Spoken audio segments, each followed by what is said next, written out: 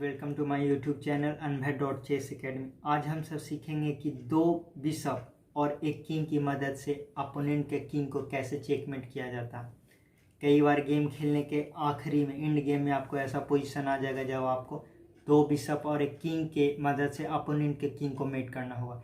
तब हम सब कैसे अपोनेंट के किंग को मेट करेंगे, तो आइए हम सब सीखते हैं। हम सबको कुछ रूल्स सीखने होंगे। उन्हीं रूल्स के दम पे डबल बिशप किंग की मदद से अपोनेंट के किंग को चेकमेट करना आसानी से सीख सकेंगे। रूल नंबर 1 ये कहता है कि चार जो सेंटर हैं, जो सेंटर स्क्वायर है, उस पर बिशप का अटैकिंग आना चाहिए। इसको पहले अटैकिंग सेंटर बनाना है। तो पहले रूल के अनुसार चलते हैं हम सब। बिशप G2 चलने पे E4 और D5 पे एक बार में अटैकिंग आने पे दो स्क्वायर जो सेंटर के हैं उस पे कैप्चर हो गया।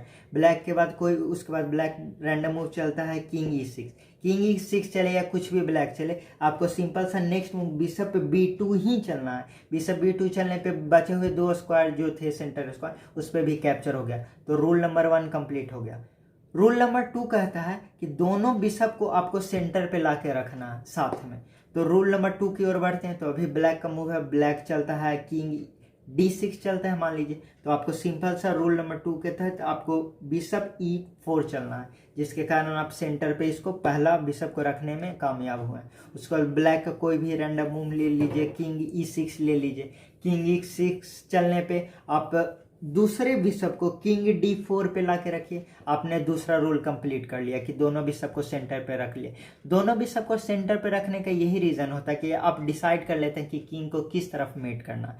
अब देखिए डायगोनल क्या, ये इस डायगोनल में, इस डायगोनल में, ये डायगोनल के कारण अब किंग बस इतना दूर मूव ही कर सकता है। इतना तो ब्लॉक हो गया, ये सब खत्म हो गया। अब सिर्फ किंग इतना में ही रह सकता है। इसलिए सबसे पहले सेंटर पे दोनों बिशप को पुट किया जाता है। तीसरा रूल ये है कि किंग को आपको साथ में रखना है, बिशप के साथ में धीरे धीरे उसको क्लोज लाना। अब मान लीजिए किंग F3 चलते हैं, ब्लैक का किंग D6 मान लीजिए चलता है, किंग F4, किंग E6 चलता है। उसके बाद आप स्लोली हर एक मूव में स्टेप बाय स्टेप में बिशप दोनों बिशप और किंग को साथ में रखते हो उसका घर कम करना। जैसे कि किंग E6 वो चला, तो अब बिशप E5 आराम से चल सकते हैं। बिशप E5 चलने से अब इसका एक घर और एक डायगोनल दोनों तरफ से और ब्लॉक हो गया। अब ब्लैक सिर्फ इतना घर में ही चलने में सक्षम है।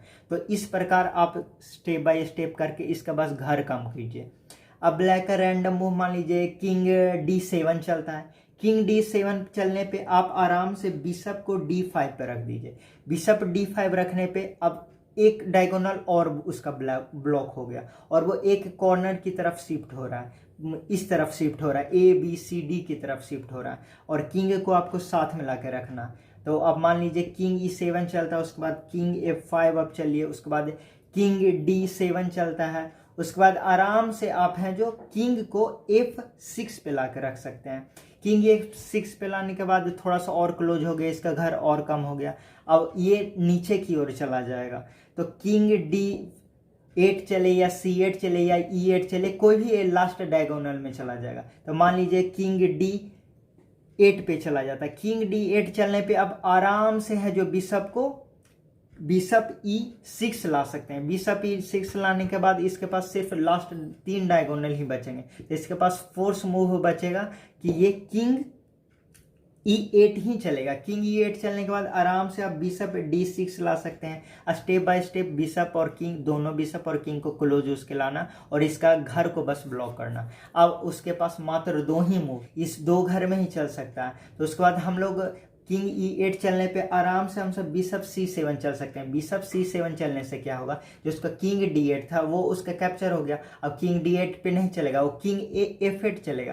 किंग F8 चलने पे H वाले कॉर्नर पे वो आने के लिए मजबूर हो गया। तो उसके पास फोर्स मूव है, इधर नहीं जा सकता, इधर नहीं जा सकता, किंग F8 ही चलेगा। किंग F8 चलने से आपको एक प्रॉफिट ये हो गया कि आपको किंग को हमेशा सामने रखना था। किंग को लास्ट डायगोनल में रखना, एक डायगोनल एक रैंक गैप करके आपको किंग सामने रखना और आराम से आप चेकमेट कर सकते हैं। उसके बाद किंग F8 चलने के बाद आप आराम से अगले जो अगला स्क्वायर है जो किंग E8 पे वो आ सकता है वापस इस पर इस तरफ, उसको व्हाइट बिशप से आप ब्लॉक कर दीजिए। किंग D7 चलकर, किंग D7 चलने के बाद उसका किंग E8 ब्लॉक हो गया। अब उसके पास फोर्स मूव है किंग G8 चलना। किंग G8 चलने के बाद आप बिशप का मूव को बंद कर दीजिए और किंग को G6 पे आके रख दीजिए। इसको किंग को सामने रखना है, इसको भागने नहीं देना। किंग G6 चलने के बाद उसके पास सिंपल सा दो मूव बचता है, किंग H8 चल सकता है, किंग F8 चल सकता है। तो किंग F8 मान लीजिए चलता है, तो किंग F8 चलने पे बिशप को आप आराम से बिशप D6 करके चेक दे सकते हैं। इसका फोर्स मूव है king G8, bishop E6 check, उसके बाद किंग H8, अब बिशप E5 चेकमेट। आराम से ये चेकमेट हो गया। अब मान लीजिए किंग को ये इस प्रकार कुछ था, तो किंग मान लीजिए F8 ना चल के H8 अगर चलता है, अगर H8 चलता है तो आराम से आप हैं जो किंग बिशप D6 चलिए, इसके पास अभी भी दो मूव है। उसके बाद उसके पास फोर्स मूव है किंग G8 चलना। किंग G8 जैसे ही चलता आप आराम से चेक दीजिए, उसको बिशप E6 के थ्रू चेक दीजिए। उसका फोर्स मूव है किंग H8, आप आराम से बिशप E5 लाके चेकमेट कर सकते हैं। इस प्रकार आपने दो बिशप और एक किंग की मदद से अपोनेंट को किंग को चेकमेट करना आसानी से सीख लिया। ये फोर्सफुली मेट है, उसको मेट होना ही होना है। आराम से आप लगभग 15 से 17 मूव के अंदर आपने मेट करना सीख लिया। अगर वीडियो पसंद आए तो लाइक शेयर एंड सब्सक्राइब करें। अगर कोई क्वेश्चन हो तो कमेंट में करें, मैं उसका रिप्लाई दे दूंगा। Thank you so much.